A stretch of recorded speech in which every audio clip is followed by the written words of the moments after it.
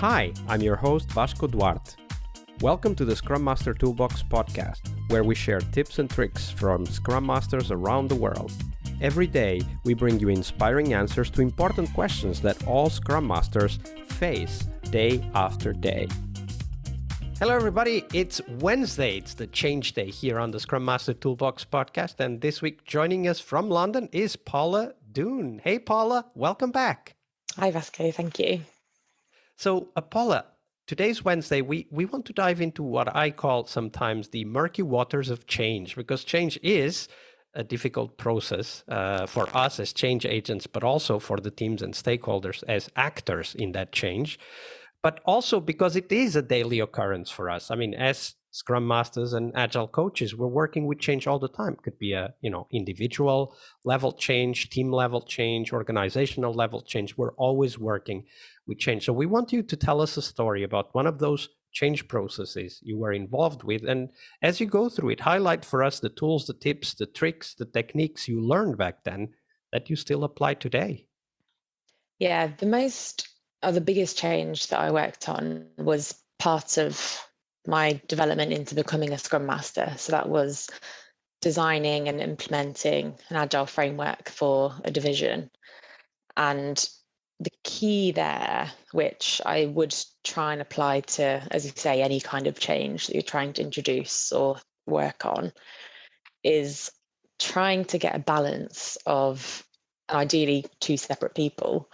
A big ideas person who's super positive, really grandiose thinking to put the ideas out there, and another thought process which is a bit more critical, and if you're familiar with black hats, to really black hat and critique how something could work. So that can be really helpful in a retro as an example. So you can have individuals coming up with loads of ideas, you get a few more building on that and growing it, and it becomes quite unwieldy. And then it's quite helpful to take a step back and say, okay, what are all the ways in which this could go wrong? And what are the issues that we have with this particular change? And then really thinking about that to say, in the scenario that does happen, is that better or worse than today? Because more often than not, particularly if you're working with a change that's unpopular, you can come up with thousands of reasons why not to do it. But what is really helpful is, again, taking that step back to say, even if that did happen, is that better, worse, or the same as what we have today? And understanding if it's the same, then there's no difference. We've not lost anything. If it's better, then we've only got positive steps to make. And if it's worse, is there anything that we can do to mitigate that? So particularly where you've got people that are against the change, I would say it's really important to listen to those people. They are often not intentionally being disruptive or annoying. Most of the time, they want the best for themselves, the team, the division. They just want to make sure that it's really been thoroughly stress tested and thought through. So it can be tempting to ignore those voices and write them off as negative energies that aren't adding anything to the process. But I would say it's those people in particular that you really want to listen to and say, okay, what is it that you've thought of that we may have missed or the team may have missed? And just that step of listening can be enough to mitigate some of the concerns. Some people just want to make sure they've been heard, but I often find that they do come up with some really interesting scenarios or points of view that haven't been considered. And so then it's trying to work with those people to say, what's the likelihood? Do we think that is something that could happen? And do we have any thoughts as to how either to prevent that from happening, or if it was to happen, how to cushion the landing? When you refer to the black hat, I'm guessing you were referring to this 6 thinking hats model by Edward De Bono, correct? Yes, yeah. Yeah, I'll definitely put the link in the show notes for people to find it. And one of the things that came to my mind when you were describing this different, I guess you could call it approach to criticism, right? Because we very often talk about change resistance, and what you described as a black hat, so a cautious person, might come across as being against the change, right? Like, this is also very common in some cultures, and definitely in engineering organizations, where there is at least one person in the team who's always thinking, what's the worst that could happen? What could go wrong? Right. And if I hear you right, what you're saying is that instead of taking that as some sort of opposition or counter to the change, it suits us and it feeds us and it helps us to take that as an opportunity to adapt the change by taking into account those concerns, those worries sometimes, and sometimes also fears that are coming from those more cautious people, I guess. Yes, yeah. And I should probably add a note of bias, is that I probably am one of those people. I love to get carried away in what could go wrong, what are the risks, what's the worst case scenario.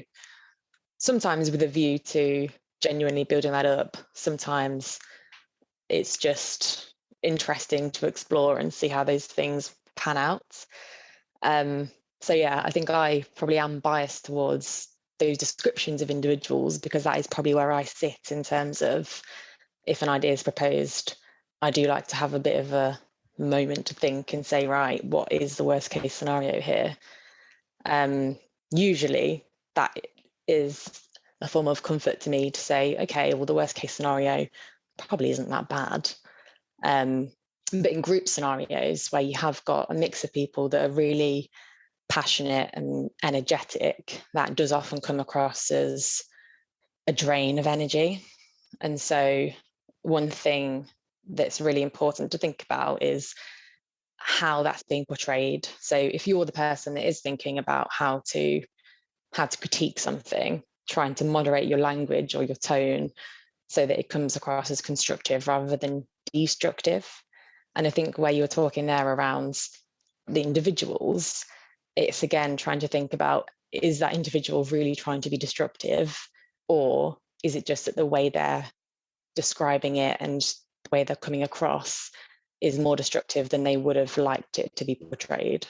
I can totally relate to what you're describing. I remember in my first Agile adoption process many years ago, one certain group of people was clearly against the change, and they were even vocal. It was not like they were hiding something. They were just saying, this won't work because there's all of these other things, and we're afraid because it affects our work, right? And it would have affected their work, which it eventually did.